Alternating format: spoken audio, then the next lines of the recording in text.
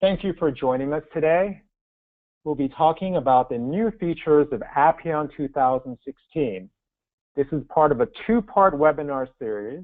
In the first part, we'll be focusing on web features, specifically installable web apps, IWA, and other new web features. Today's webinar is presented by Armin Mazda and technical guru Chris Pollock. Before we begin, I'd like to put up a quick disclaimer to just mention that some of the information presented here today is technical proprietary information to Appion. Also, we may be talking about new features to come, and these are forward-looking statements, so just keep in mind that future features and roadmap is potentially subject to change. So there's a web app evolution going on with the Appion web deployment target. We started in 2001 and very innovative. We were bringing Power Builder desktop functionality into the web browser. Back then, typically HTML applications are quite limited in their feature set, and Appion was replicating most of the complex and rich, powerful features. And we were doing that using standard JavaScript in the browser. Of course, we were using more JavaScript than was in a typical HTML application. And we were using a browser plugin. We were leveraging the browser's ability to use plugins. And so by combining JavaScript and a browser plugin, those two things together, we're able to then deliver a far richer experience than what you typically get from HTML applications. But as years go on, the world has changed, and now it's not, I would say, best practice to use a browser plugin because we've discovered the browser can be a big liability. It's not as secure as we always thought it was. Using a browser, there can be cross-site hacking. The JavaScript can be leveraged, or even images. Loading an image into your browser can potentially be a way to bring down a virus to your device. Flash flare can be exploited. And so as you can see, there's a trend to sort of move away from browser plugins in the browser. And so that's why at Appion, what we are doing now is following a new trend, which is the desktop being a secure environment to run internet apps. That's right, the browser is well suited for browsing websites, and your desktop can be a place where you actually run applications that you use in, day out. And this is actually similar to a mobile device. If you think about it, on your mobile device, you would then put apps that you use regularly, and you would leverage the browser for things that you don't frequently use or things you don't trust. And typically, the browser, you would then tighten the security to keep you safe. And then, let your apps run full functionality on your desktop. And so this is the direction we see Windows and Microsoft is moving with the Windows Store, with the UWP framework. And we are now following this trend with what we call installable web apps. And installable web apps are essentially taking the Appion web app, the same thing that in the past was running with JavaScript and browser plugin in the browser, and now deploying that onto your desktop. But even though it's on the desktop, it's still maintaining all of its cloud functionalities. So basically, installing the application is very simple. Not like installing a Power Builder app. It's actually even simpler than installing an Appion browser plugin in the browser. And once your app is installed, it constantly stays in sync with the server. So if you have any changes to your web application, just deploy that to the web server, and the next time the user runs your internet app, it will then refresh any of the cached files with your changes. Also, it goes without saying that your internet application will retrieve data from the database over HTTP, HTTPS, as well as support calling web services. And by taking your application out of the browser and running your Appion web apps as IWAs, then this allows you to really tighten up the security on the browser and limit it to, to be safe for even the most dangerous websites, preventing your system from being compromised. So this is the new installable web app feature, but beyond that, we've made other changes to Appion 2016. We have improved the productivity of deploying your applications, made your applications compatible with a greater set of software environments, and introduced some new features that you could incorporate into your web applications. Now, in terms of productivity, we already talked about installable web app, but you may not know we do have a new feature called data source management. This allows you to dynamically, during runtime, to create, remove, or modify data sources. Data sources are essentially database connections that your web application will utilize. And Chris Pollock will be outlining this in more detail in his technical session coming up in just a short while. Also, the installation process for the server side will do dependency checking to make sure you have the right web server components installed, to make sure the .NET component is installed, and so on. And that then makes it easier to get the product installed and configured running the first time, and not getting tangled up with troubleshooting your configuration. Now, on the compatibility side, the Appion solution does allow you to deploy either to a Java server running on a Java framework or running on the Microsoft IIS and the .NET framework. If you're deploying to Java, we now support EJB 3.x standard, and we've expanded support to include the open source Wildfly, which is essentially JBoss, a new version of that. Now, that's not to say we only support JBoss. You're, of course, able to use all the other Java app servers we've supported in the past, such as WebSphere and WebLogic, just to name a few.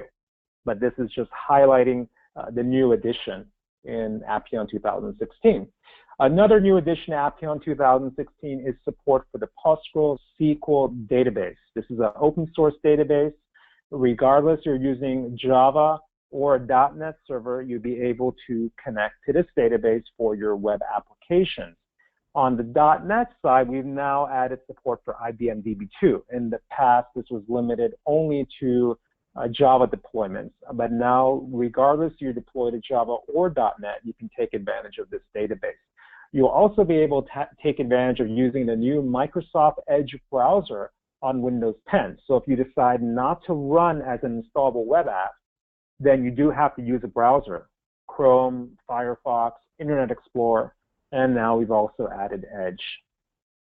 So in terms of app features, you can enrich your application with JSON data. This is a very popular data format, and you may find that there's certain data feeds that is in this format that you need your web application to consume. And so in addition to XML, you can now have your data formatted as JSON. And Chris will be outlining this as well for you with an example of how you can consume this in Appion without having to use any sort of third-party components to parse your data. Now, we've also added support for the ink picture control, and this can have a number of different situations that can be useful. Chris will also be highlighting that. The open user object function is supported, as well as OLE storage and OLE stream. So now I'd like to turn it over to Chris, and he's going to wow you with all this stuff in a live demonstration. I have the privilege today to be able to show you the installable web app, dynamic data source, ink picture control, and JSON data that Armin was just talking about. And as I go through some of these demos, I'll try and use the Edge browser as well to demonstrate the fact that Appion now works nicely within this new Microsoft browser as well. So the first thing to have a look at here is the installable web app. As you can see on the right-hand side, this is exactly what we have today prior to Appion 2016. We have Appion web applications deployed to the Appion server, and you could download those via a plugin in the particular browser and run the application inside of Microsoft Internet Explorer, Firefox, Opera, for example. In the installable web application, it's very similar. The application is deployed exactly the same. The only difference is we've added a thing called the IWA runner, which is basically a utility here to be able to download your application to the Windows desktop and then start your application, then run it, which looks like a desktop application. It doesn't seem like it's running in the browser.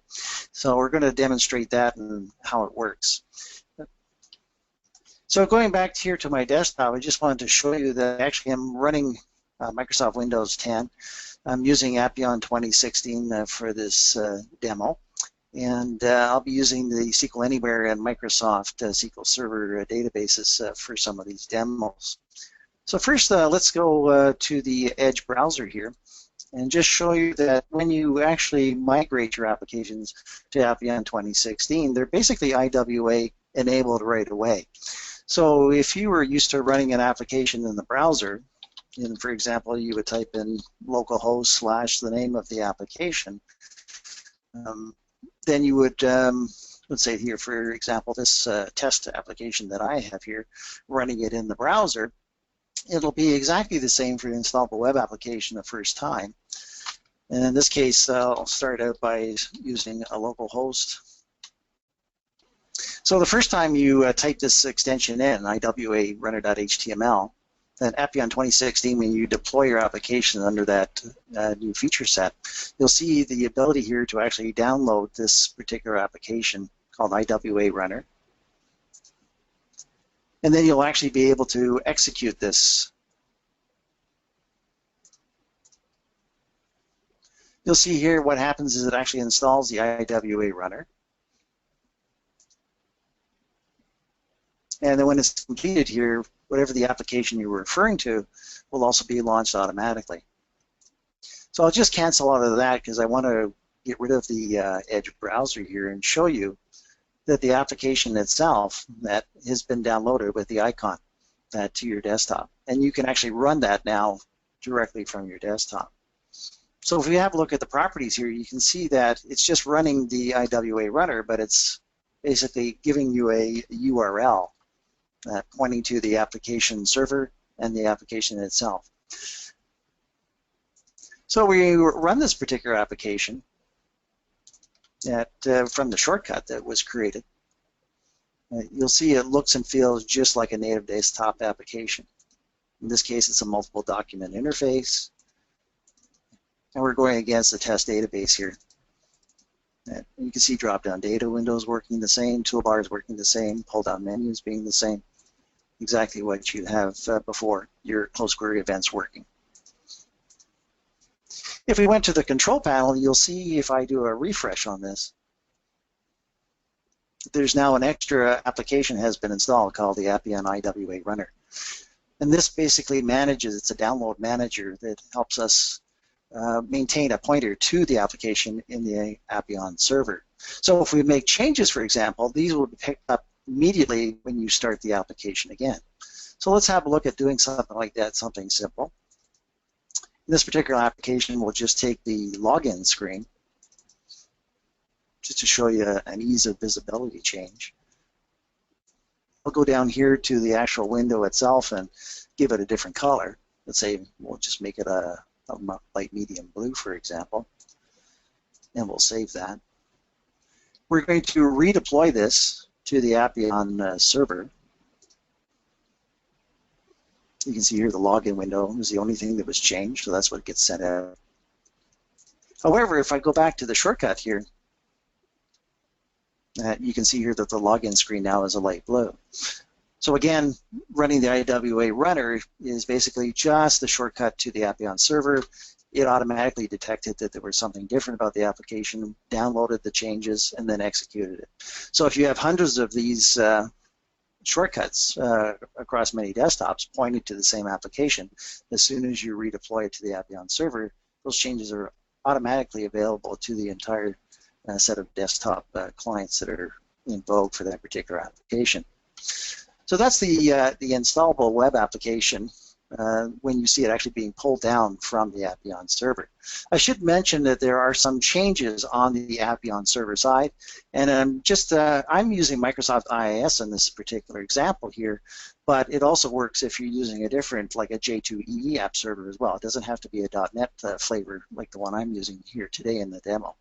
But I just wanted to point out, if you go back to Power Builder, and we were to look at the Appion definition for any particular application, there's a couple of things that you need to take note of. First of all, if you're going to deploy this as either an IWA application, you must choose a project type as either universal or web.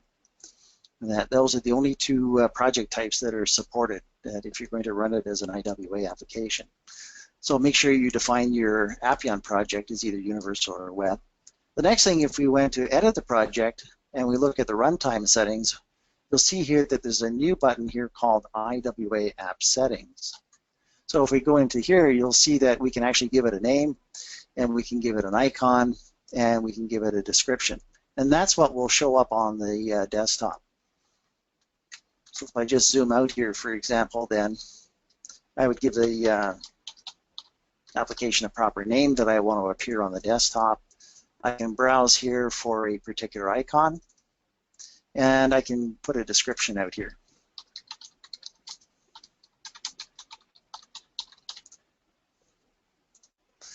So you can fill in these extra IWA app settings.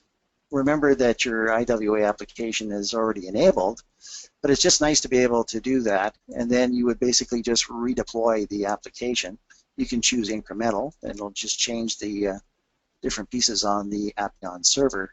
And then when you deploy your application to the desktop, that's the icon, that's the name that's going to be that you'll see here. And if you hover the mouse over top, you can see here, example application. That's the features that you would have put into the extended properties in the Appion developer profile. So that's pretty much a quick look at installable web applications and how they work. The next one that we're going to look at is dynamic data source. And this one here looks a bit complicated in the diagram. But basically on the left-hand side, we have either an Appion web or an Appion mobile application. In the middle, we have three different pieces. We have a web server, an application server, and a database server. You can see here on the database server that there can be one or more databases defined to it. And on the bottom lower section, you have the application server, which again could be a Java or a .NET flavor, and running inside of that is the Appion server. And we provide, we being the Appion server, a connection between the Appion server and the database server called the data source. And that data source is typically fixed, so that when you define an application, you define basically a data source or a routing from the application server over to the database server and the corresponding database. So if we go back here to Power Builder, we can have a look at that by launching the Application Enterprise Manager. So if I log into my manager here, and we look at the data sources that have been fixed, I have 4 different connections to 4 different databases. And this is a hardwired connection. So here you can see, for example, I do have a database, a Microsoft database called Chris. And if we look at the profile, you can see here that it's using Microsoft SQL Server Native. At this point, it's pointing to a specific server and a specific port, and I'm logging in with a specific user ID and password. Now, the interesting question is, what happens if you have different databases out there that are not defined? And your application needs to use them every once in a while, but you don't want those physical connections being defined all the time. So what I've done here, just to set you in the background here, I've actually created 3 different databases. There's the original one, which is Chris, and then I've created Chris 1, Chris 2, and Chris 3. These are all Microsoft databases. And the contact table is rendered in each one. You'll see here, if I look at the data in the database Chris, only the metadata, the actual table definition, is defined. There's no physical data points in behind it. If I logged on to Chris 1, however, and I look at this database, then you could see here that the data behind it, that there is data points in behind. You can see here that we do have from ID number 1, for example, all the way down to 20. So there's 20 rows in this particular segmented database. And the same thing would occur if we were to look at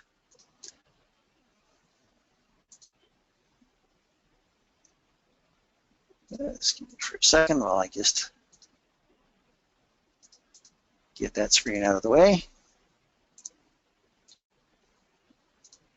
If we were to look at Chris2, and we look at the contact here, you can see exactly the same thing, except that the IDs are 21 to 39.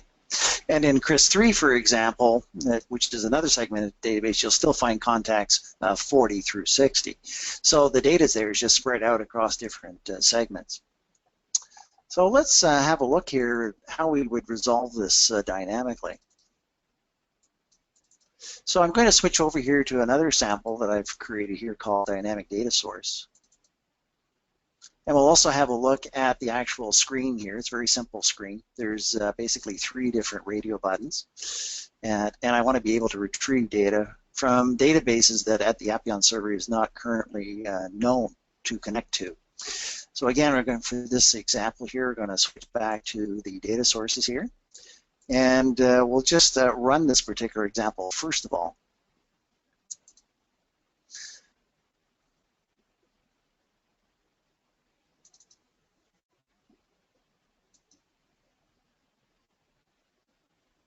So in this particular application, it's running in the web browser. You can see at this point, Chris1 is highlighted here as far as the radio button. And if we were to return back here to the Appion Enterprise Manager, you can see that there's now a physical connection between the Appion server and the Microsoft SQL Server database called Chris1. That wasn't there a couple of seconds ago. If I go back to my demo application again, and I click Chris3, for example, and refresh this area, you can see that now there's a connection to Chris1 and Chris3.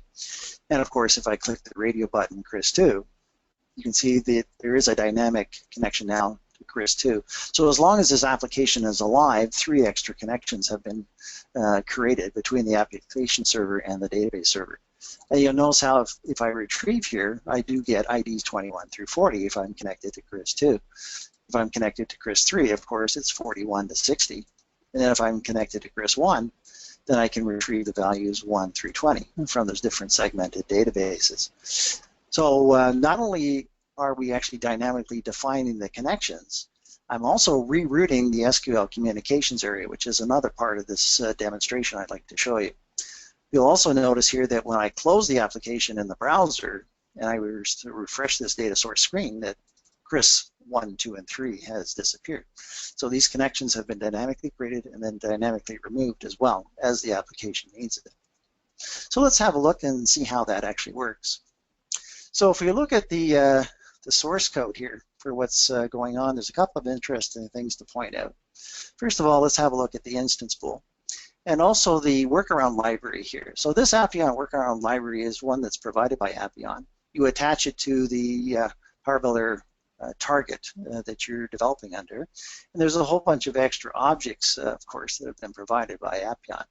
One of the ones that has been provided is this new one here called Eon STR connection, and that's basically a structure. So if we look at the contents of the structure here, such as database, the server, the data source name, password, the server, the username, you'll see if we look back at the Enterprise Manager here, if we were physically defining a physical connected connection pool between Appion server and the database engine, these are the different pieces of information that need to be filled out in the Enterprise Manager to create a connection. So this structure here represents all the different elements that you need to be able to define with values to be able to define that same data source connection. So that structure has been defined here as an instance variable. And if we look at the example of one of the radio buttons here, for example, all I'm doing here is I'm basically just loading the fact that I want to create a data source called Chris1, and I want to connect that to a database called Chris1. In the open of this particular dialog, if we go back to the open event, you'll see here that I load that structure with the default connectivity information, just like I would do that in Enterprise Manager. So everything's filled out here. So all the radio button has to do is complete the last two pieces, which is here's the name of the data source that I want to use, and here's the name of the database I want to connect to. And then it uses this new object here called Appion config data source. So along with the structure, we have a new object to be able to handle that for us, which you see here. And if we look at the methods that are available here, there's three methods of interest to us, which is add, delete, and edit data source. So the first thing I do here is I execute the OF edit data source, and I look for the return code. It's for saying, is it defined? If it isn't defined, then I basically call the add data source, and I pass in the structure with all those properties that I would need to be able to create a data source as if I was actually in the Enterprise Manager. And that actually creates the data source for me.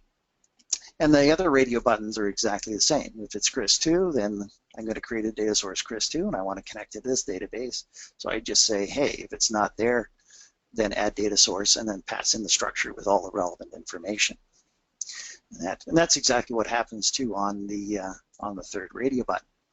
Now the last piece is the magic of rerouting the transaction object. So if we go back to the Enterprise Manager here, and you were to look at the different transaction features. So if we look at the mapping of the transaction objects for the dynamic data source, you can see here that my SQL-CA that is actually hardwired to this database called Chris. That it doesn't know about anything else, Chris1, Chris2, Chris3, for example. So I need to be able to change that at runtime. And I do that, as you notice here, is when I add the data source right at the bottom here, that I change the DBMS to Microsoft SQL Server, and then the magic happens right here in the DB parm, where I basically am telling the Appion server, you need to reroute SQL-CA to Chris2 or Chris1 or Chris3 and the other radio buttons. And then the retrieve basically just is blindsided at this point. It doesn't really know. It just is a set transaction object and a retrieve, just like you do in any other Power application. And of course, the rerouting of the connectivity to the appropriate database is handled in the Appion server layer based on those two parameters. So that's the magic of the dynamic data source and the little trick that you need to do with SQL-CA to get that rerouted over to the database that you need. Of course, you can call the delete method there as well to remove the data source when you're finished. The next thing I'd like to be able to show you is the support for the ink picture control, which is not only available in web, also in the mobile environment as well. So a lot of us have used the ink picture control in PowerBuilder. In native PowerBuilder, it supports more graphic image types, which is nice. But the bonus here is also the ability to define and save an overlay. So an overlay could be a piece of typed information, a piece of hand-drawn information, or using some kind of drawing aids to be able to highlight something. And then these overlays can be saved as separate entities in a binary large object. So the ink picture itself can be saved as a blob, and these overlays can be saved as a blob, and then reconstituted at runtime inside the Appion web application to show, for example, in this slide, a construction where maybe the person who did the quotation for this roof job has come in there, taken a snapshot of the roof that needs to be done, and then later on one of the managers has come along and said, hey, when you guys work on this, you have to make sure that you use ABS, not PVC pipe. You have to make sure it's well tarred, and when you're finished on the boot of this particular stack, that you also put some caulking around here before we actually put the roofing shingles in. So this is a good way to convey a lot of good information. So I can demonstrate this here because I do have a test application for this. So we'll flip over here to one called the Ink Demo. And you can see here, if I open up the main working screen of Ink Demo, that I basically have an ink picture control here, and I have the ability to load it and change the ink overlay properties, the size of the pen, the color. So this one has already been deployed, so I can actually just run this one called Ink Demo. So we'll run it in the browser. And I did promise along the way to try and use the Edge browser as much as possible. So I'll just ignore Internet Explorer, for example. We'll just make sure that this runs nicely in the new Edge browser as well. And there we go. So in this particular example, we can pick up different files. So I'll have a look here at my my inc folder here. And in here, I have a picture of obviously a support beam that's not doing too well. And the actual bracket itself not doing too well. So maybe when I take a picture of this as I go to the particular client site who says, hey, can you fix my overhang here on my porch or whatever this is supposed to be, you can go in here, for example, and you can choose a particular color. Let's say, for example, a nice green, and we can increase our pen size, and we can point out some things here to the repair crew that we're going to have to be able to maybe replace this board here where the bracket is, and we definitely have some kind of problem with the post as well that that needs to be done, and maybe we want to convey a particular message to the team here, such as, hey, we need to fix this, and you can see you know, that kind of message gets appropriated there in an overlay. So we have basically three different overlays. One person highlighted the fact that we have to change the plywood, the other one that the post has to be changed, and of course maybe the whole bracket has to be reset as well. And we can save that information here. So I'll save that away, and if we were to clear that, if we were to bring this up in another application, whether it be Appion Web or even native Power Builder application, if we could supply that image with the overlays, then we can reconstitute this diagram and say, hey, we're communicating some nice information here to the repair crew that arrives on site, looks at this and say, hey, I know exactly what has to be done now.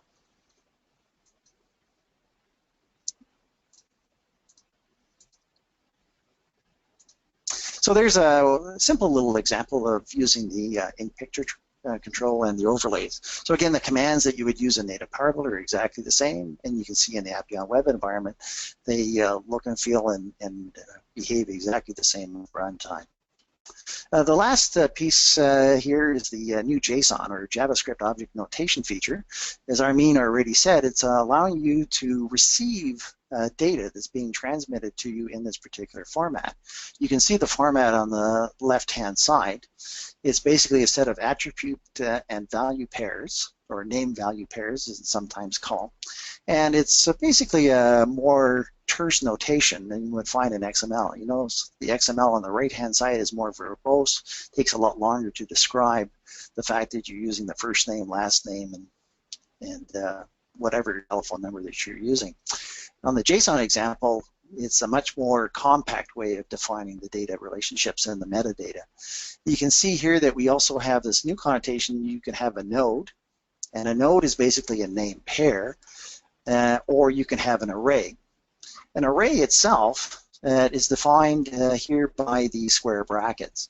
So if you look at these square brackets, that the open and the close square bracket, that's the start of an array. And an array can have all sorts of multiple name value pairs. In this case, an array of first names, an array of last names as well. A node, for example, could just have a set of name value pairs. For example, when you're defining one employee, gender is male, telephone number is this, cell number is this, date of employment is that, for example. You're defining name value pairs for a given primary entity, where here an array is good for defining a whole bunch of name pairs within a group, for example, employees. So I've got a simple little example set up for you for this. So we're just going to slip over to this particular example, which is the JSON demo. Have a look at this window here. And you can see here I've got two tab pages, one for node and one for array, just to show you how that works. And I'll run through that, and we'll have a look at some of the source code in behind. Again, I should point out on the left-hand side that the Appion workaround the library is key to making this happen, and that there are some new objects that have been added here. that there's the JSON node and the JSON array. I'd like to point out a couple of things here, by the way, that these two extended ones here, that array EX and JSON node EX, are there currently, but they will be removed in the next maintenance release. So don't use those, use the plain name, JSON node or JSON array. So let's run this particular example now.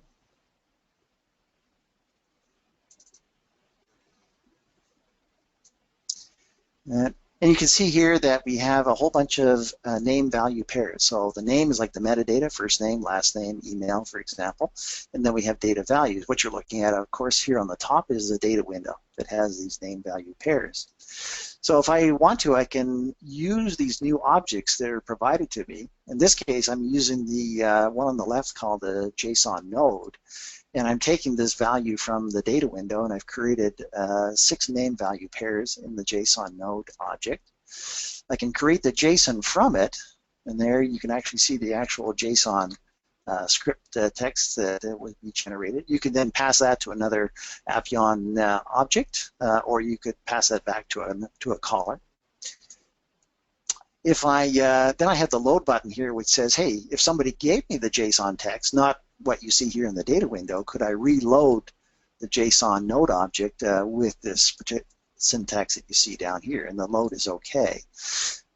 And can I parse that information back out? Now you can see here in the bottom that I've been able to parse out exactly the same information here on the bottom that as I had here in the data window. So I can take the information from a data window, create it, put it into a JSON node. I can create the JSON syntax. I can reverse that back in to the node from the syntax, and I can reverse it back out just like I have in the data window above.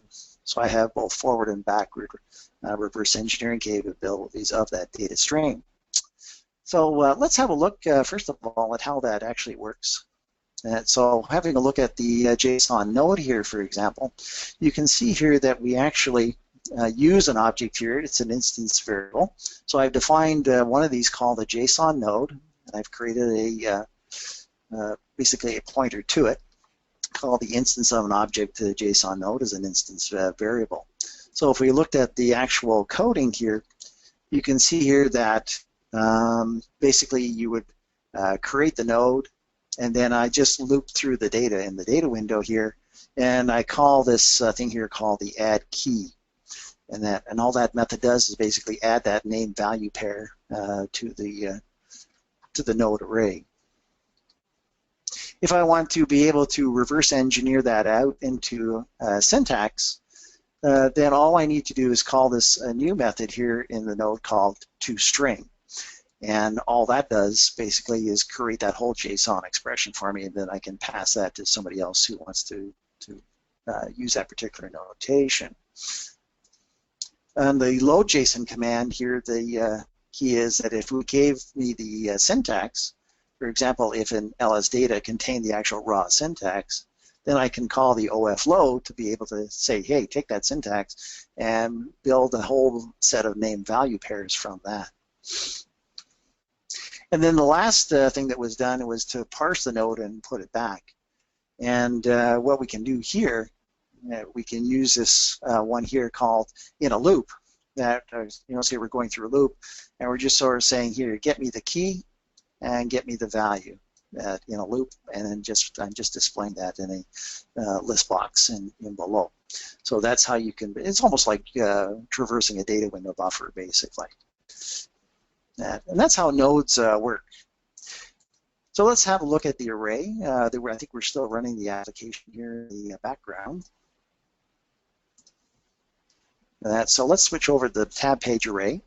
You can see here that there's a data window up here that has an array data stream defined into it here, and I can parse that. I can parse the data window, so I extracted 230 bytes, and I loaded the JSON array object at this point, and I can display that.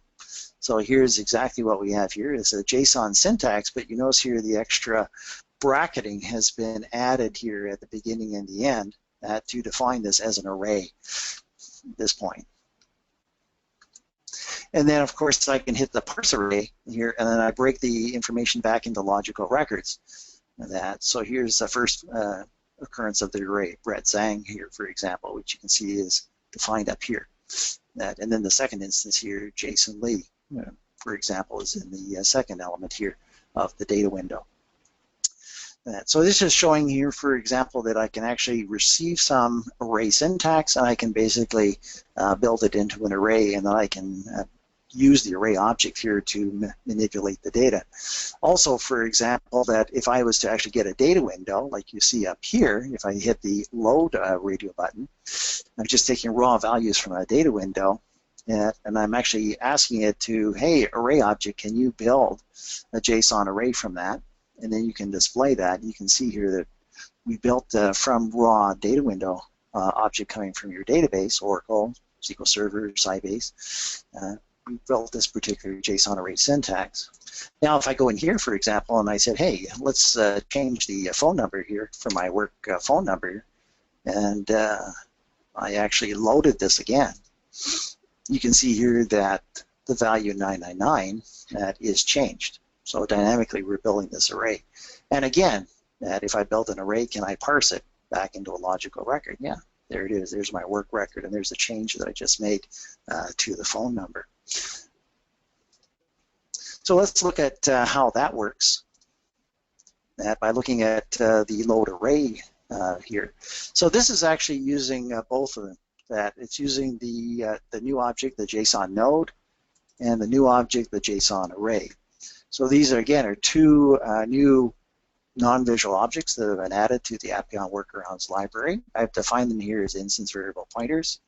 And then if we look at the actual way the code works, you can see here what it does here is it adds that in one particular section here, it adds a name value pair.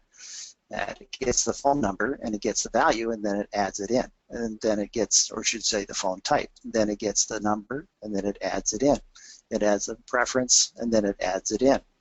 At the end, the last thing is done. So you notice here that these name value pairs are actually added to the node each time. And then the last thing here is the JSON array is using the append method, and you pass in the entire node, which is the array of name value pairs, and that's the way it goes. It then creates an array from those multiple values in the node. So you have to use the two objects together to get that. So for the display JSON here, it's pretty simple. That just like the node record, we use the toString to actually say, hey, give me the actual syntax for what's been loaded inside the array object. So that's very, very simple to do. And then parsing the array, that is a little bit more challenging here, and I've created a method here called JSON array to string, and that creates a little bit more complicated logic here because you have to use both node and array objects in a loop here to be able to loop through and find all the values. So again, that's just a quick look at what you can do with some of these new features. So back to you, Armin, and again to everyone, thanks again for taking the time to listen to these examples. That was excellent, Chris. You've got me excited to upgrade Appion 2016. So for those of you in the audience, in terms of next steps, we recommend if you're an existing customer using Appion 2015 or an older version, and you're on active maintenance support, please go to appion.com, link over to the support site, and then from there you should be able to locate the download or upgrade for your existing release. And if you're new to Appion, no matter you're looking to deploy as an installable web app or simply run your web app in the browser with a browser plugin, you can take a look at a free 30-day trial, fully functional, at www.appion.com. That'll allow you to download the product and test it out with any version of PowerBuilder, I believe, as old as PowerBuilder 9 and as new as PowerBuilder 12.6. Now, once you've downloaded the upgrade or trial version, we definitely recommend you watch the Appion 2016 tutorial videos. And these are on YouTube on Appion's channel. Also, we definitely recommend that you review the Appion 2016 documentation. At least if you run into some sort of issue, definitely go take a look because is pretty comprehensive. Most likely you'll find the answer to what you're looking for. Thank you so much for joining us on today's webinar.